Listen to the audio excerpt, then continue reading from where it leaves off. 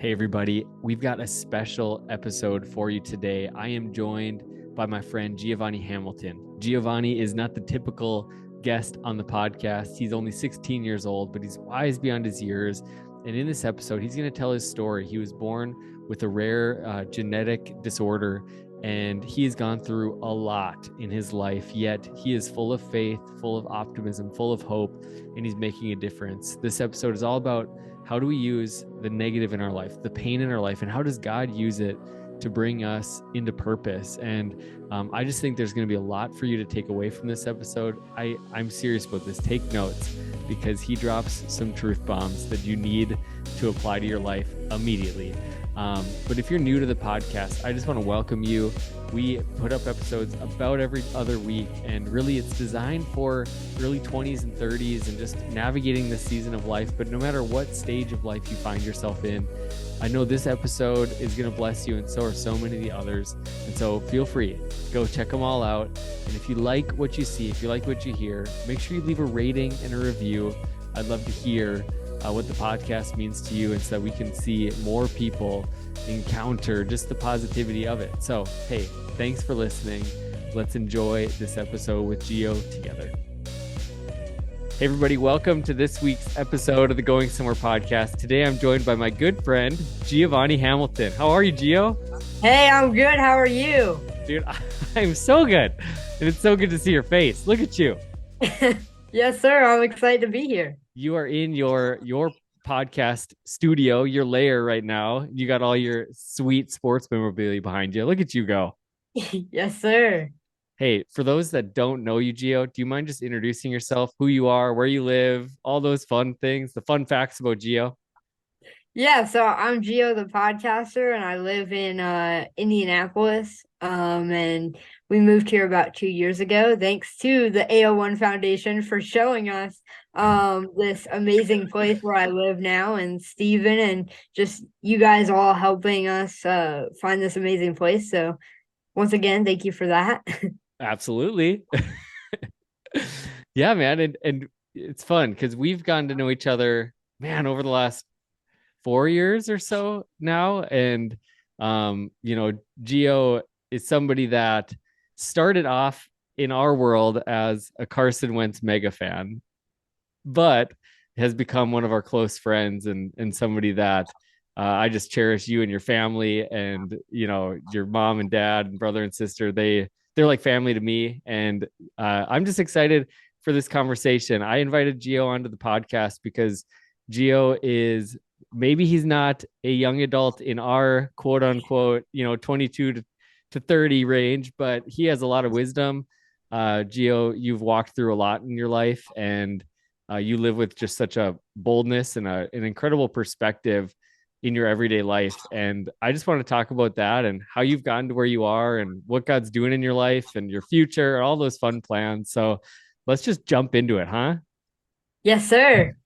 Awesome. Well, do you mind just telling us, you were born, and not everything was like, oh, wow, everything's perfect. Here's Gio. Yeah. Your story starts right off the bat. So do you mind just telling us just kind of about your medical condition and what that's been like? Yeah, so the other day, actually, it's funny that we're talking about this because we were pulling boxes out of the attic from things of my childhood and everything like that. And we found my mom's notes to the doctor after I had been diagnosed with this rare condition. She was pregnant and at work just writing down all these notes. I see like 5 pages front and back of just notes asking questions. So it was like, I've had such a great support system from the beginning with this rare genetic condition. And what I have is SJS, and she's just been a huge supporter for me ever since, even before I was born, which is super awesome to see that up close the other day. And there was so much unknown territory going back and reading my mom's notes. They didn't know what I had because what I have is so rare. There's less than 100 people in the world with what I have. So Wow. it's pretty hard to get it treated.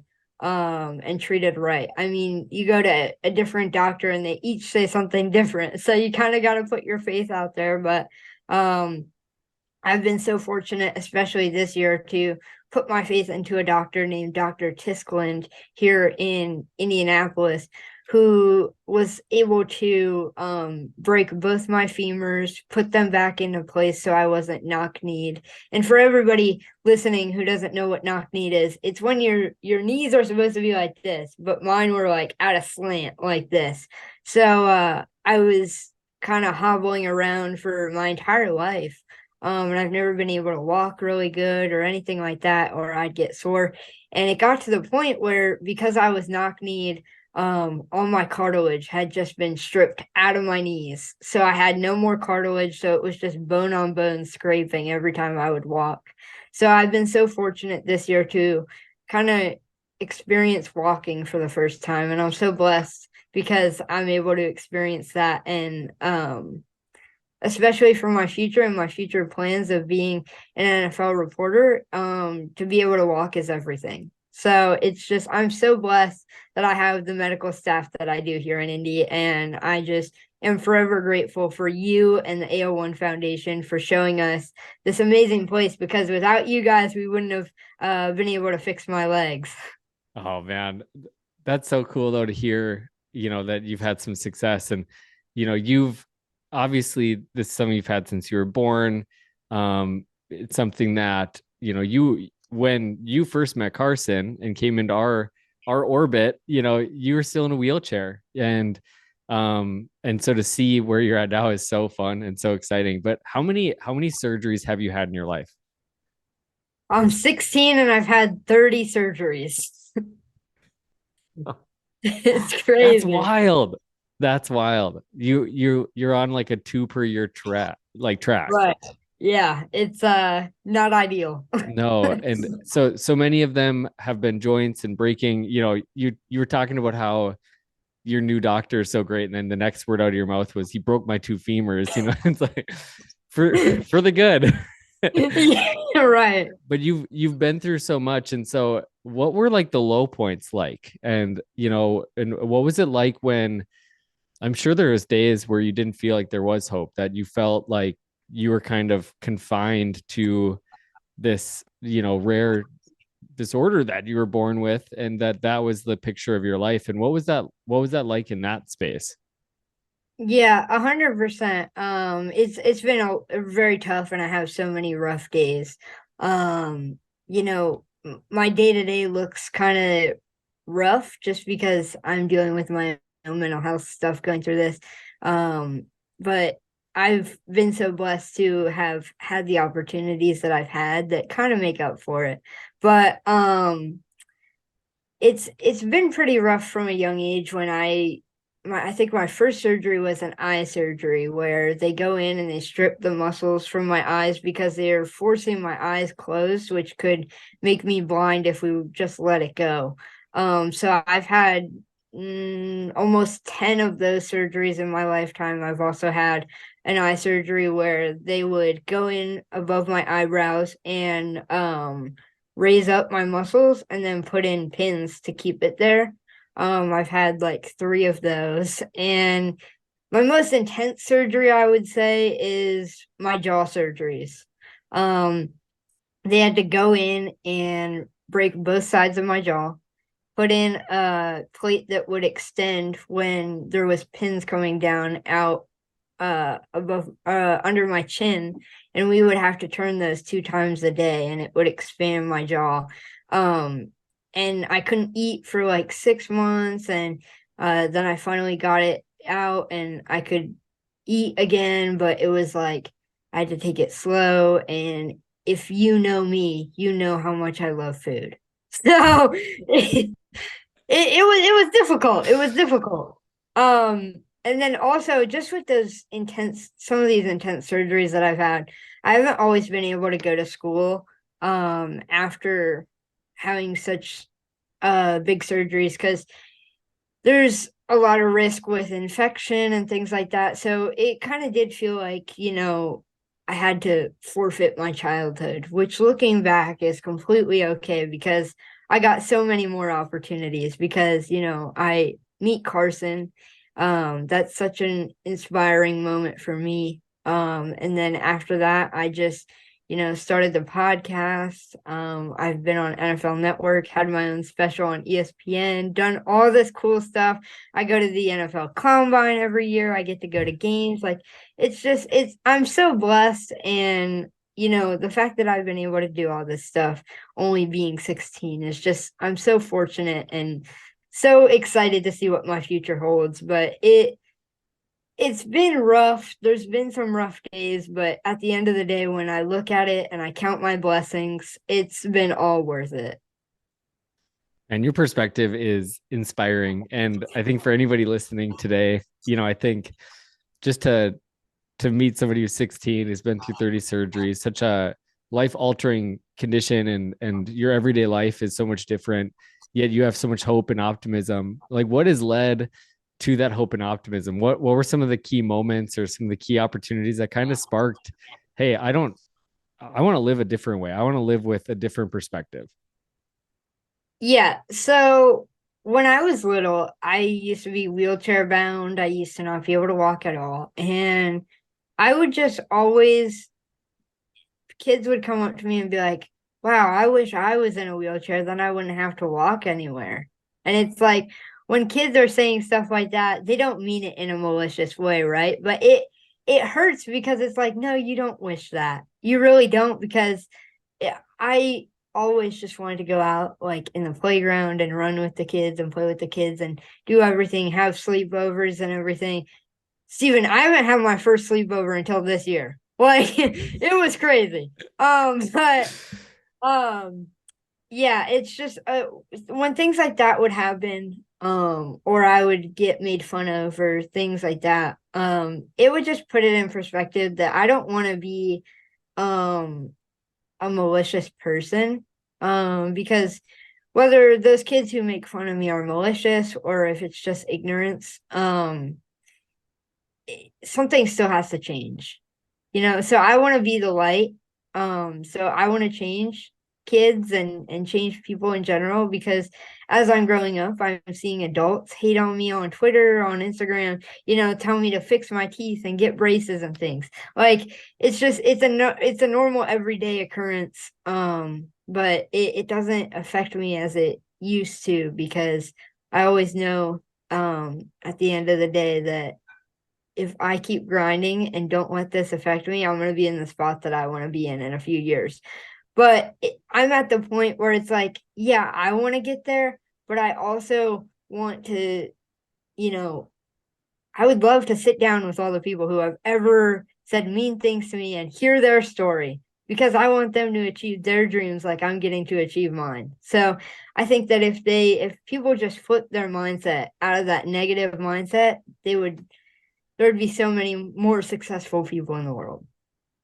Dude, you are spitting some truth today, Gio. Man, that is wise beyond your years. I don't know if you understand as you're saying it, just how significant what you're saying is, and just the fact that you have dealt with some negativity in your life. And even just to say, I would love to sit down with those people and ask them about their dreams. And, and I know that forgiveness is a part of your story too. And forgiving people and releasing those people, and that's a hard thing to do. And you've had a lot of practice with it. But one of the things that I'm just most inspired about you, Gio, is the way that you've taken your pain and you've turned it into purpose. God gave you a platform and you're using that to make a difference. And so do you mind just telling me a little bit about, some of your anti-bullying campaigns? Because I know that's something that was a part of your pain. It's a part of your story. But instead of, making a list of all the people you want to see wrong done to them, you're like, no, I want to see these people succeed. How did you get to that point? And then how are you helping people with that? Yeah, so I feel like as a true follower of Jesus, my big thing was just, what would Jesus do in these situations? He wouldn't be mad at those people. He would always offer his forgiveness. So that's what I'm gonna do. Because it's not my job to judge people. So all those people, I just let it slide off my back, roll off my back, because I think that at the end of the day, if they find Jesus, they're going to be the same way. So if I don't show them that it's affecting me, they're going to stop doing it, right? And they're going to become more positive, I feel like. So if we just ignore the things that people are saying and ignore the haters, then it'll get better. And I feel like the world will get better, but we also have to kind of break it down. What is bullying? Is it the home life? Is it some sort of other problem? Is it substance abuse? Is it depression, anxiety? What is it? Like, we have to break it down, and it's different for every single person, which isn't necessarily a bad thing. We just have to uh sit down with that person and have a talk about what's wrong with them, because most of these people just need somebody to talk to. That's so good. That's so good, man. I love that. And I just think your words are something that you use, to build people up. And, I think that's a big deal too. Like, our words, the Bible says that our words have the power of life and death. And, whether that's a big scenario and kind of a crazy thing like you experience on the daily basis, but to use your words for life is just such a powerful tool and something that God uses. And it shines light too, like those people that when you don't respond to them, and when you respond in love, and I read through your comments, and sometimes, my fist comes up ready to punch a computer screen, but to see then I keep scrolling, and then your response is so loving and so caring. And it's so beautiful. And so it's just like, man, I'm learning a lot from you. And I think a lot of people are. Your influence isn't just over some kids that are younger than you that can look up to you. Your influence is mega. God's just use your platform in so many incredible ways. I just wanted to chat about just Carson's relationship with you and your relationship with him, and how that's impacted you. Because I think one thing that I've taken away from that is, and I know Carson's the same way, is that we never know who's watching us. Carson had this incredible platform. He was a starting quarterback for your team. Every kid dreams of like meeting the starting quarterback, and for you that was the same way. But he became more and more aware of, hey, who's watching me, and how can a small thing make a difference? So I'd love to hear that story and just how that's progressed to where we are today. Yeah, so everybody always says don't meet your heroes because you're going to be let down or stuff like that. And it was better than I expected, to be honest. So I had went to training camp the year prior, and Carson had an injury at camp, and he just went straight into the locker room. And so we were pretty sad. We come back the next year, not expecting to meet him. And then it gets to the end of the line, and I see a guy with red hair. And I'm like, that's Carson. And then he walks up to me. Obviously I start crying and say, you're my hero and all that stuff. And from that point forward, I knew that, the way that he made me feel and so happy, and just made me forget about all of my medical issues watching him play football. I want people to look up to me like that. I want me to be able to take away people's personal life issues when they watch my special on ESPN, or watch me on the NFL Network, watch my podcast, watch my Twitter, anything like that. I just want to have that sort of impact. And that's always been the thing that has drawn me to Carson, is just he's such a open he's so open about his religion, which is so amazing to me, because as a follower, to have somebody that you look up to like that, and it's not all for show, it's just so amazing. Because if you have a one-on-one conversation with Carson, he's a true follower, and that's the thing that I love about him. Oh man, that's awesome. And I mean, obviously through that, we got to meet each other, and I'm trying to think, was the first time we met in Indy, like in person?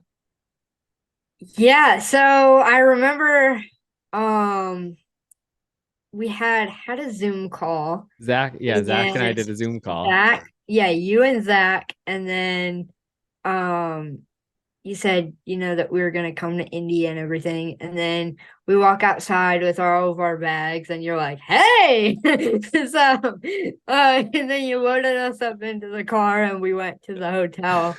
Um, just such an amazing trip, man.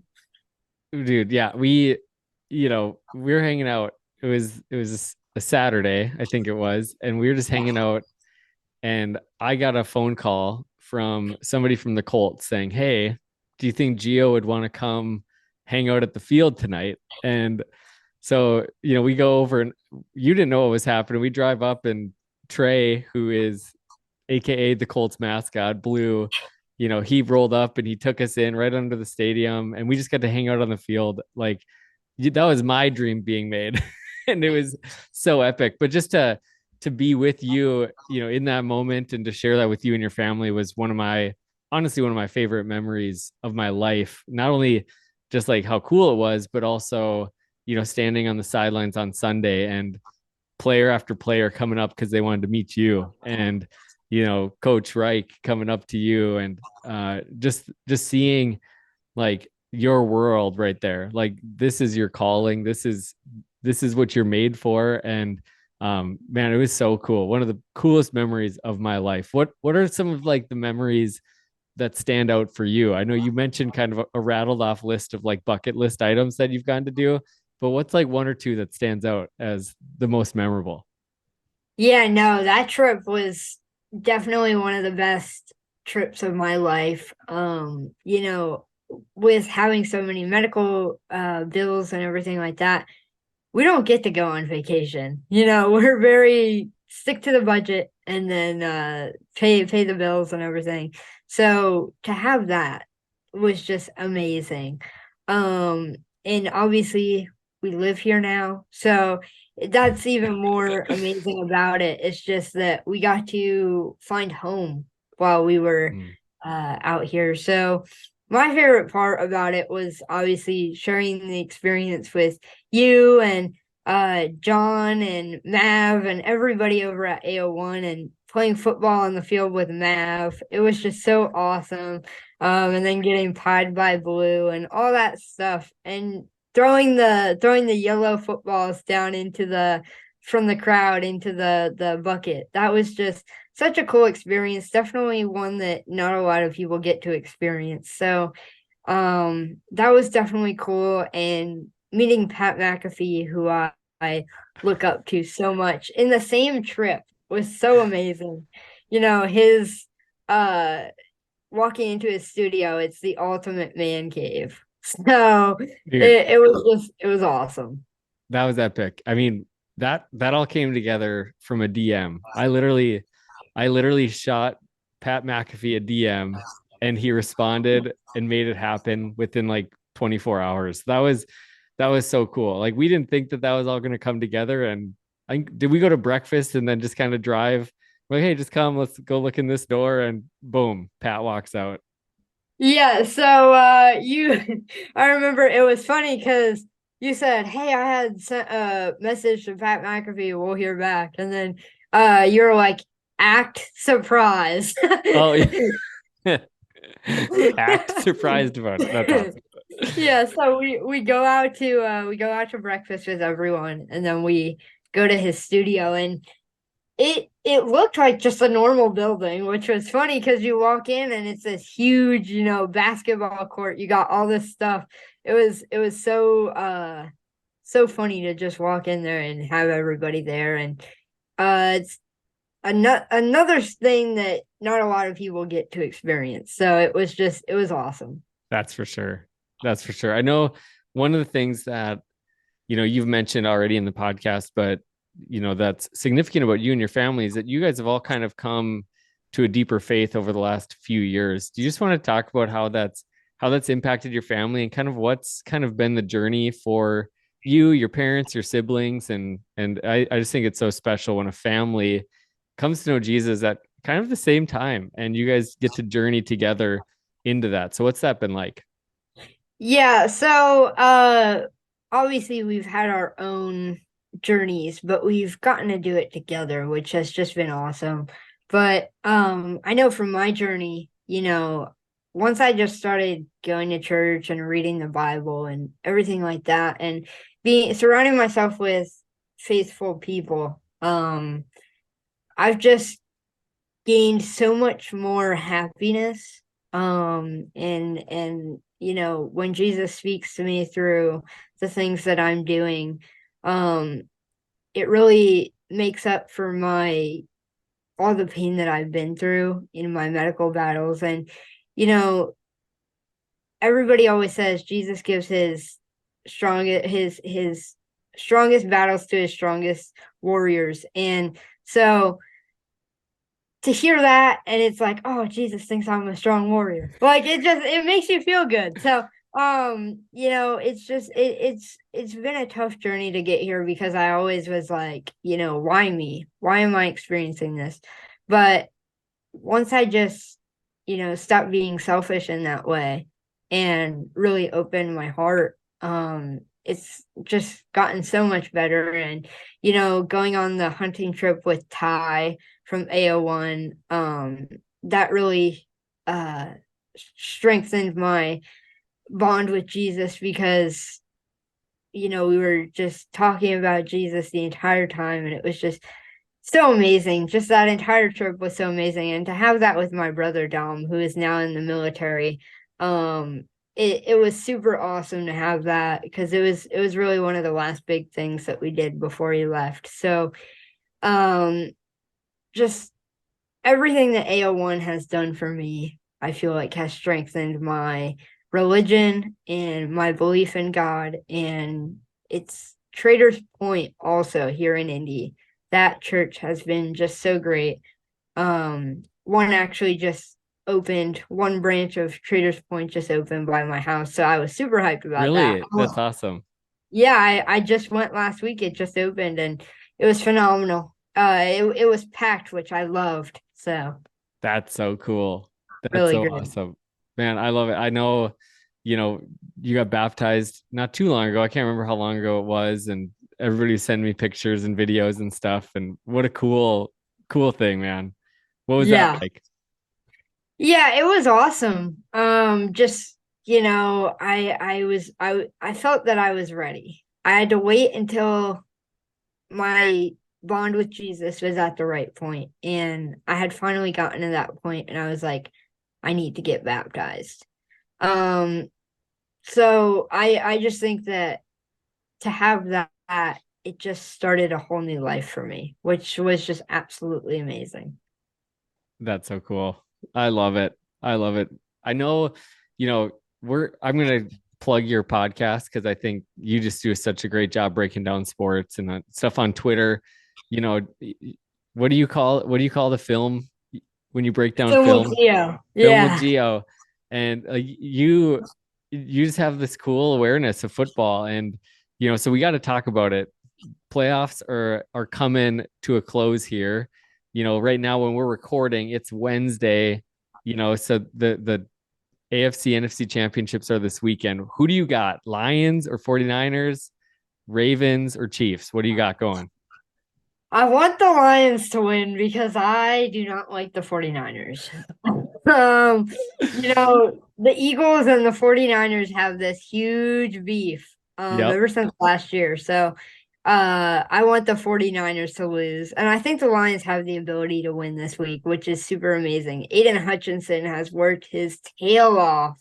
So I'm super excited for him and Jared Goff just being really the underdog, and Amon-Ra St. Brown, all those guys are just so amazing. But then you look at the 49ers and they have a Christian McCaffrey and a Brock Purdy and a Deebo Samuel. So it's gonna be a tough game, but I think the Lions have a lot of potential. But then flipping to the AFC, I want the Chiefs to get eliminated more than anything. Not even because of last year's Super Bowl, but I just want the Taylor Swift stuff to end.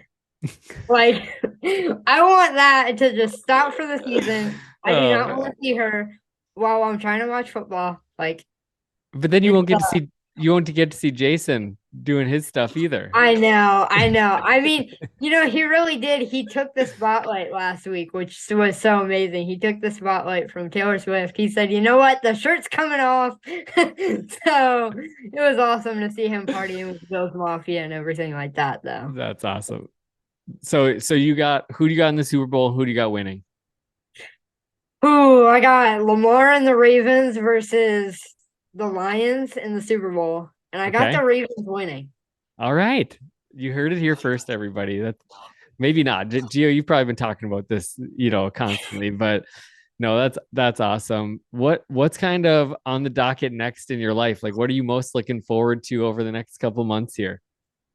Yeah, so in the next couple months, I'm gonna be going to the NFL Combine, which I'm super excited about. It's always so great every single year, going and being able to talk to Coach Sirianni and Mr. Roseman and all the coaches around the league and all the GMs and all the owners. It's just so amazing, and also to just be in a room. So I'll explain how the combine's set up. So when you walk in, it's just a bunch of podcasters, and then there's a black screen, like a black tarp. And then Okay. you walk back to the black tarp from the right side, and you look around, and there's an NFL Network booth where they're recording. There's an ESPN booth, and then you got Ian Rappaport and all these guys walking around, Adam Schefter, and you're like, I don't feel comfortable here. Like I'm not big enough to be here. And you just walk back, and then you see booths with every coach that you could think of. And there's just the scrum asking questions, and it's such an amazing experience to have it here every week, and then or every year. And to have the actual combine where you go and at Lucas Oil Stadium and watch the guys and everything. That's such a cool experience. I got to go on air at the combine with Rich Eisen a few years back, and I said something that, I was just being myself, and it became kind of like a tagline. I said, "For the love of God, Howie, draft some linebackers." And it became like this big tagline that I did not expect it to become, because I was just, talking to Howie. Me and Howie, I've been so fortunate to have his personal email, and me and Mr. Roseman talk sometimes throughout the season, which is just so awesome. He's been such a great mentor to me. And just to have, how many people get to say that their favorite team's GM gets to just talk to them when you could send an email to them whenever That's so and they cool. respond. Like, I'm just so fortunate and so blessed to have the opportunities that I have. But I actually just signed my first sponsorship deal No the other way. day. Yep. Got my first sponsor. It is Philly Sports Trips. They do this big tailgate, and they have packages where they will fly you to the game, get your hotel, get your charter bus, everything like that, and get you into the tailgate and everything. Free food, free drinks, everything like that, and you get to go to the game with them. Um, so I just signed with them, and it's super amazing to be a part of that team. They got great guys like E-Rock and Gail Saunders and all those guys. And so I'm just super excited to be a part of them. I know I'm going to at least the Bengals game, the Eagles versus Bengals this year coming up. So I'm super excited for that. And then, the rest of the year, I'll just see what happens. It's in God's hands, but I mean, I'm excited for the opportunities that will present itself. That's awesome. Keep grinding, my man. You're Yes, doing sir. amazing. You're doing absolutely amazing. I'm so impressed with you and just the way that you run your business, Like you're a businessman. And so just the way that you do your stuff and you use your platform and influence for good. And also you are very knowledgeable about sports, and I love seeing the engagement that you get with that. One of the questions I ask every guest on the podcast is, if you were to go back and have a conversation with your 22-year-old self, what advice would you give him and why? But we're going to go the other way with you, Gio. If you were to go to the future and talk to your 22-year-old self, young adult self, what advice are you giving him?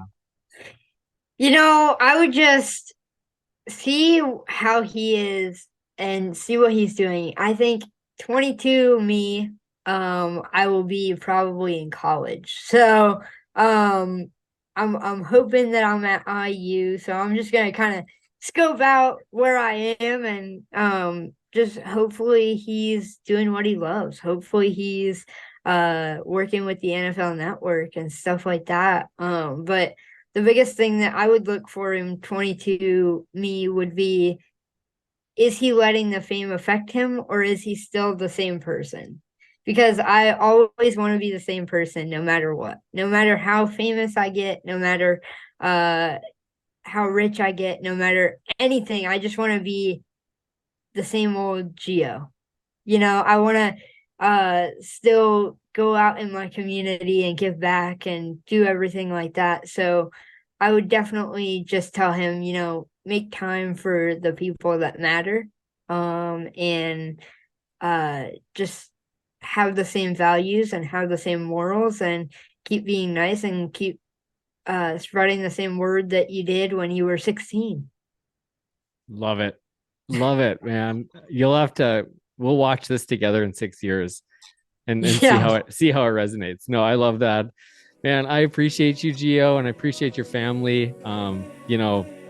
Just they mean a lot to me, and I got to spend some quality moments with you, but also with your family, and they're really significant to me. So we love you guys.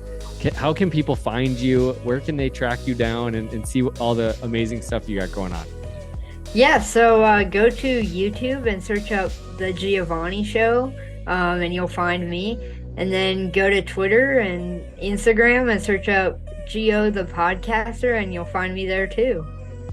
Awesome. Well, we'll make sure to include that in the show notes and everything else. But thanks for coming on, Gio. This has been so much fun. And hey, everybody, thanks for listening today. We love you, and we'll see you next week. Thank you.